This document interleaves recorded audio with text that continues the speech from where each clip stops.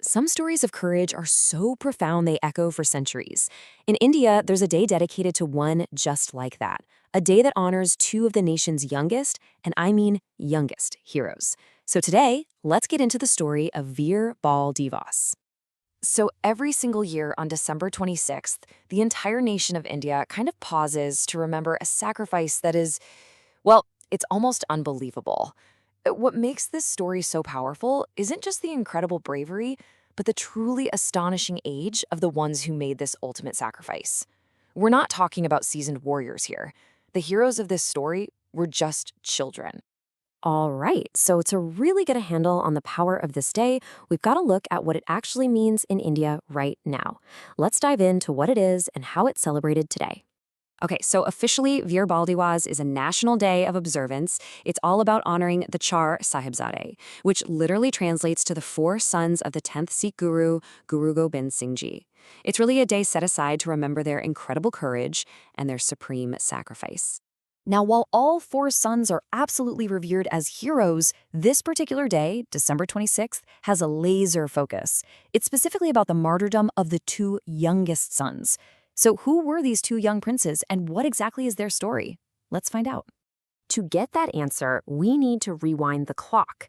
I'm talking way back, more than 300 years, to a single moment in history that forged this absolutely incredible legacy. Okay, picture this. The year is 1705. It's a chaotic time, right in the middle of the siege of Anandpur Sahib. In the confusion, the family of Guru Gobind Singh Ji gets separated, and his two youngest sons, they're captured. They're then brought before the Mughal governor of Sirhind, a guy named Wazir Khan. And these are the two boys we're talking about, Sahibzada Zorawar Singh and Sahibzada Fateh Singh. What they were faced with was a choice that would honestly challenge even the strongest of adults. But what makes their story so absolutely remarkable isn't just what they chose, but how old they were when they had to make that choice. So Sahibzada Zorawar Singh, he was the older one, and he was just 9 years old.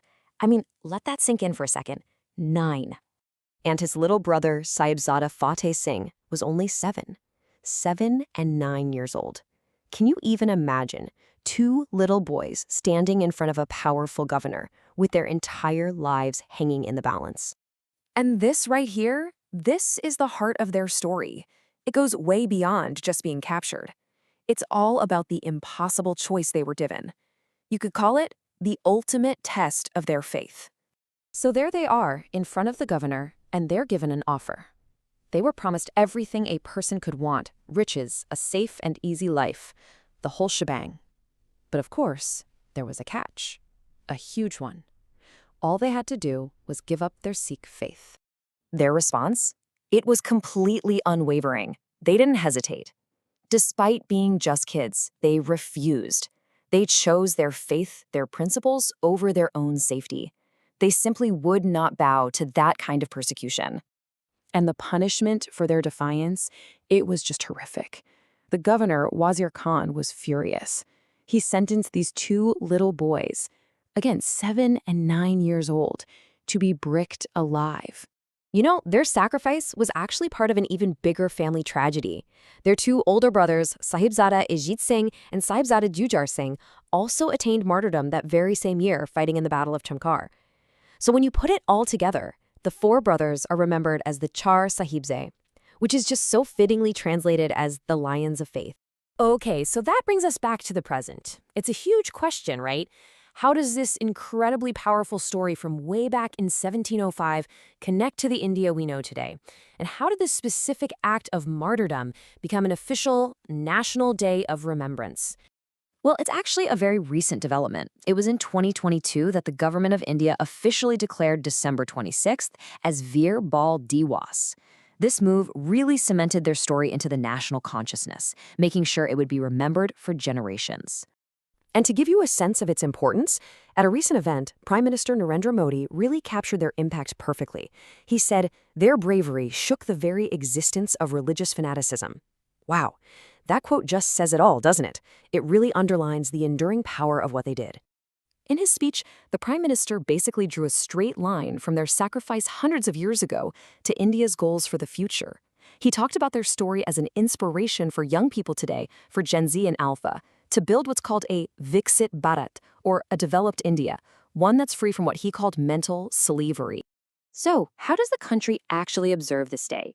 Well, it's not just one thing. It's a real mix of honor, education, and deep reflection. Okay, so on Veer Bal Diwas, you have the president giving out the National Bal Puraskar awards to kids who've done amazing things. At the same time, Gurudwaras all over the world hold special prayers known as kirtans and ardas. And perhaps most importantly, schools across the country run programs, storytelling sessions, and exhibitions, all to teach the next generation about the Sahibzades. Really, when you boil it all down, Veer Bal Diwas is so much more than a history lesson. It's like a masterclass in moral courage. It's this incredibly powerful reminder to stand up for what you believe in, no matter what the odds are, and, crucially, no matter how old you are. And that really leaves us with one last big question to think about. How can a 300-year-old story about two little boys actually shape the future of 1.4 billion people? It's pretty amazing to think about, isn't it?